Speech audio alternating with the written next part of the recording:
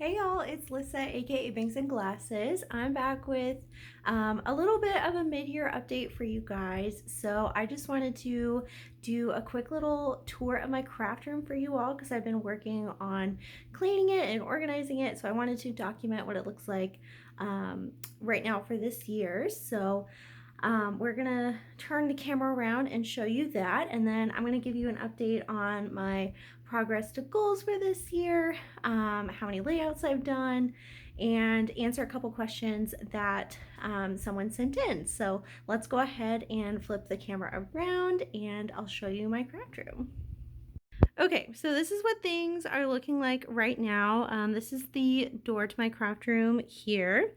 And then what I've been working on is reorganizing a bit of the things that were on these shelves. There used to be a little gap actually between these shelves that I kept like stuffing like tissue paper and like gift wrap things in. So I closed that gap so I would stop doing that and put all that stuff away. And then I moved out a couple of things that were in here and put them in here. I have a little pile of stuff that needs to go in the other room still. But I've cleared out everything that was being shoved in here as well and just switched out some of the things that were up here and put them in here. It just makes more sense with what I reach for more often. So now on this shelf here, I have birthday themed stuff, and then in this box I have like any spring sort of holidays, so like St. Patrick's Day, any like little Easter things, wedding stuff. On this next row I have all my Valentine's Day stuff because I have a lot of that and wedding things. I've got some more Christmas stuff in that box. That blue box has some memory deck cards that people made me, and then down below are some finished albums and photo albums. One of these albums is coming apart, so I'm going to show you all what that album looks like sometime on camera, so I can actually go and move that into a binder format. So we'll get to go through one of my first scrapbooks together here pretty soon, I hope. And then this is my shelf unit. This is basically the same. I did move some stuff over in these cubes that was in the smaller shelf. So up here now I have all of my like baby related things because I've been doing more baby layouts now that I have my son. I moved my fall themed things into this cube, and then Halloween here, and then Christmas has stayed down there. The rest of this shelf, what I've done is I've moved all my Maggie Holmes collections up here because they used to be in this drawer unit here. And I just realized I wasn't really reaching for them because all the rest of my collections have been on this shelf. So I switched that out. So now I have all my Maggie Holmes collections on these top two cubes. And then down here are any other general themed collections here. Down here I have a box for my thickers. I have a box for random embellishments. Down here is kind of more like fantasy themed things or food related items. Down here is summer and travel. I have one of those collections out right now because I've been playing with it. And then behind there is just a cube that has a bunch of scraps in it. Now over here, so this is one of the big changes I did make in my craft room. Since I've gotten into mixed media a bit, I have my mixed media supplies up there in a little spinning carousel. I moved those washi holders from the shelf over here because I'm not really reaching for washi that often. I don't think it needs to take up a whole cube in my shelf. So I have that on top of this unit here.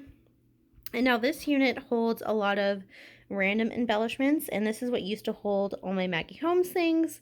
So now I have stamps, flair, acrylic pieces, stencils, ink, doilies, sequins, and my dies there. This giant pile over here is stuff that I'm decluttering and then I'm going to take to an upcoming local crafty garage sale. So I'm excited about that. So I've just been kind of throwing stuff over here as I've been cleaning up. So that's why that looks like that right now. Over here is basically the same. This container holds any upcoming layouts that I want to work on. So it has my photos in there, kind of sorted by day and year, and as well as any like ephemeral things from the years. These boxes now just have photos in them from 2023 and 2024. I've got my printer, that's all the same. I moved my photo sleeves or layout sleeves into here instead of being in between this unit and the shelf, because that was becoming just like a very cluttered spot. So I've got that organized in there, and this will look a lot better once all of this pile of junk is gone. Over here, I'm trying to move slowly so you don't get dizzy. I'm one of those folks that gets dizzy if I'm watching one of these tour videos, and I'm trying not to get my light in the shot because it's a little bright. So there's my desk area. I've also cleaned up and cleaned out this cart of baskets. So this used to be really full and really disorganized. Now these bins are almost empty. It's just kind of some random stuff. Like up here I have mostly adhesives, and then I have my gems and enamel dots right there. I've got punches and punch boards. At the bottom I've got some journaling cards and some random paints that I would use for other past projects as well. I have the box that I use for any mixed media right there. I still have this shelf here, the little project tray cart from We Are Memory Keepers. Still really like that. Right now I use that to hold any layouts that I've completed. It also holds my Canon selfie, and I just added this recently. So this is just a little frame stand, and I decided to put my recent layouts on there to display them while I'm waiting to put them away. And then over here is where we still kind of have a problem area. I don't know what to do with them. These are my completed layouts in albums. They are organized, but I don't have a good unit right now to hold them. In the meantime, they're not completed albums. I'm still adding layouts to them because I don't scrapbook chronologically. So right now I've been putting the layouts that have yet to be put away in these boxes, and I have them organized by year, obviously. So as these boxes get full, then I go ahead and spend some time putting those layouts in the album. So I've got that. I still have my spot for filming. This area over here has been a huge improvement. This still looks pretty junky, I'm sure, to most people, but just a couple days ago, this whole floor area was covered in stuff. So I've got all that put away. So now these things are at least, in boxes. I don't have a closet in here, unfortunately, so if I did, I would hide all that in a closet, but I don't have a closet. This over here has my past planners. It has some decorative stuff that I still need to reorganize and set up in a way that I like. And then it has all my stuff from my Etsy shop that I no longer have.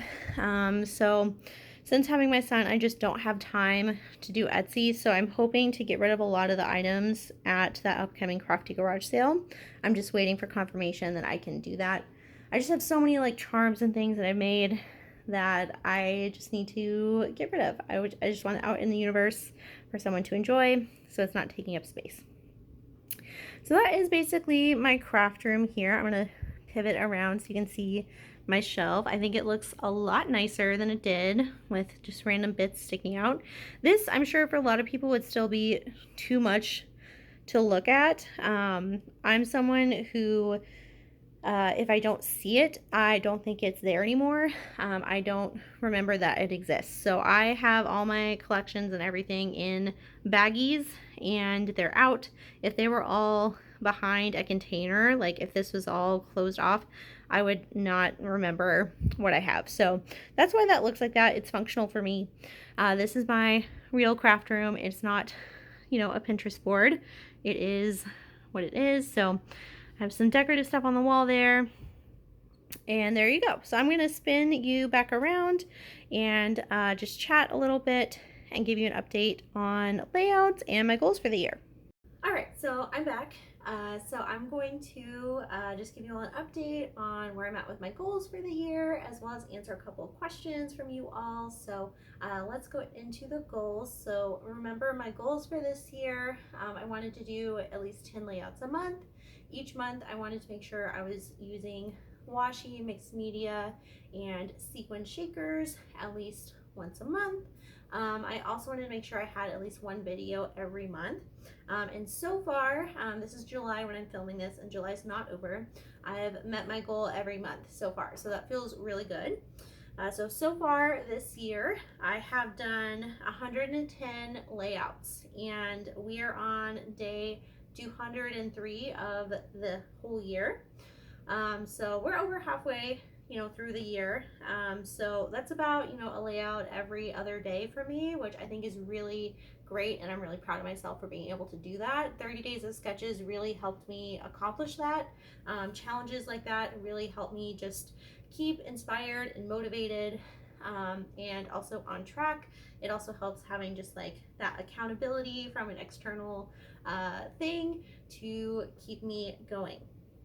So now I wanted to answer a couple questions. So I posted in my community tab, I guess that's what it's called, asking if you all had any questions for me, and Rebecca had some questions, so I'm going to answer her questions now. Thank you, Rebecca, for always leaving such sweet comments. I love, seeing that you posted on my channel, and I'm always so excited to see what you say.